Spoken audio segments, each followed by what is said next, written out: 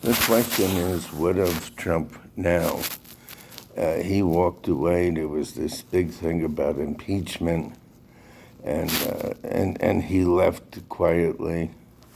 And they revoked his Twitter account, his Facebook, I think YouTube, and I guess through the politicians, the FBI, the CIA, or whatever, somebody made an order that he be gone.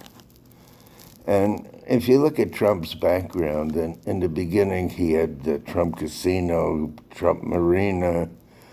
He had big buildings with his name on it. He was a casino magnate, a very wealthy man, a businessman, a manipulator.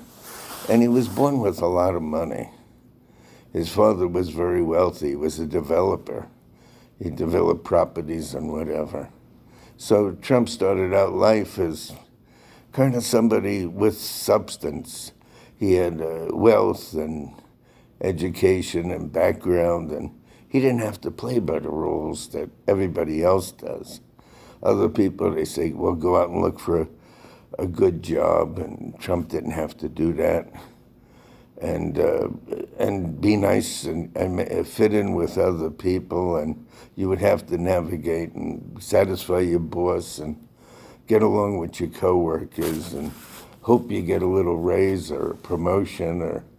And he didn't have to do that. He didn't have to apply for a job. He didn't have to get along with anybody. He was the boss. He was the captain of his own ship.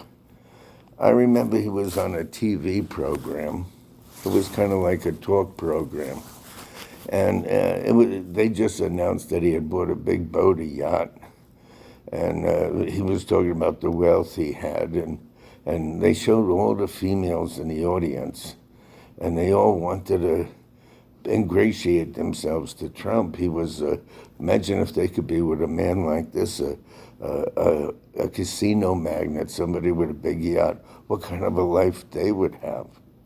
And it showed all these women smiling at him. I guess they wanted to be chosen by somebody like him because they had all the smile. And usually they don't smile at somebody like that haphazardly.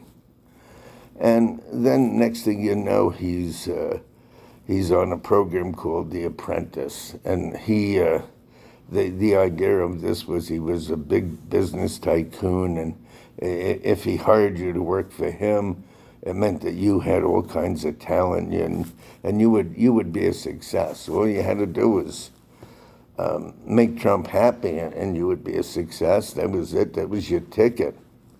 And if he didn't like you, he would fire you. And then next thing you know, he was running for president of the United States, and he was entertaining people. And years ago in 2017, I did a video. It was called Trump the Juggler. And it showed what an exhibitionist he was. He was an unusual person. Don't forget, he never had to apply for a job. He never had to get along with coworkers. If he didn't like somebody, he just told them what he thought. And when they worked for him, he laid down the law. It was his way or the highway. And he didn't worry about, what they thought or what anybody thought. It was his way or no other way. And then he would be in front of these crowds, and he would call people names. Like there was Elizabeth Warren, and she said she had an American Indian background. He called her Pocahontas. And then there was Marco Rubio, and he called him Little Marco or something. And then there was a Stephen who worked for him, and he called him Stupid Stevie. And yet he got this all to work. Everybody wanted Trump. He was an unusual character. A lot of people loved him. A lot of people didn't like him. But what Muhammad Ali once said, that half the people were there to see him get knocked out and half the people were there to win. But the important thing was that they bought a ticket to see him. So now it seems like Trump walked away from public life. But what I think he's going to do is he's going to get involved with political programs, the Republican hour, the Trump hour of power, whatever. And everybody still wants his opinion, what he thinks. He's got a huge following. There's a lot of people that want to hear what he says, and some people don't like him at all, but they still want to hear what he says. So in the future, you're going to see him do talk programs. You're going to see him do political programs. You're going to see him be the guest on people's programs.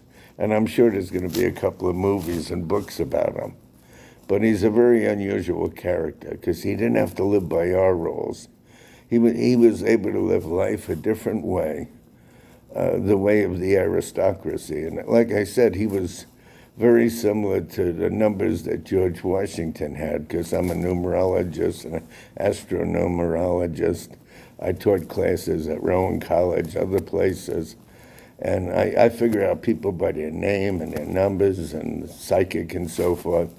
And he had the same numbers that were contained in George Washington, who was a revolutionary who revolted and kicked England out of the United States.